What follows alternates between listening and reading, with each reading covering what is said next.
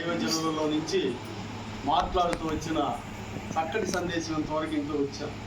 అవునండి, అది కేవలం ఏదో ఒకరిని కూర్చి మనసులో పెట్టుకొని మాటలు చెప్పింది కాదు, కానీ దేవుని వాక్యంలో ఉండే విషయం అది. దేవునికి స్తోత్రం. స్టేజీని అలంకరించిన పెద్దలకు, దైవజనులకు, అలాగనే సంఘ దైవజనులకు, మా మిత్రులు దానియేలు గారికి, అలాగనే మరి గుడి వచ్చిన మీ అందరికీ కుటుంబస్తులు మా హృదయపూర్వక వందనాలండి. ఇప్పుడు ఏంటి అంటారు పాట, ఈ భక్తికి సంబంధించిన ఒక పాట పాడుకుందాం, అనంతరం ముగింపులోకి వెళ్దాం. దేవునికి స్తోత్రం కలుగుతుంది. హల్లెలూయా, హల్లెలూయా. పైకి భక్తి వేషం, హృదయంలో మోసం. ఏంటంట చెప్పు.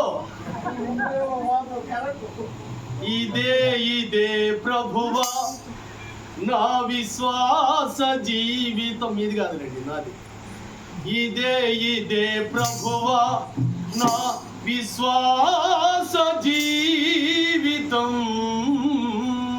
అన్నగారు అన్నట్టుగా బ్రదర్ చక్కగా డమ్ము కొడుతున్నారు. ఈ డమ్ము కొట్టడం చూస్తే మాకు ఎన్ని పాటలు పాడి దేవుని మహింపరచాలనిపిస్తుంది. హల్లెలూయా, హల్లెలూయా.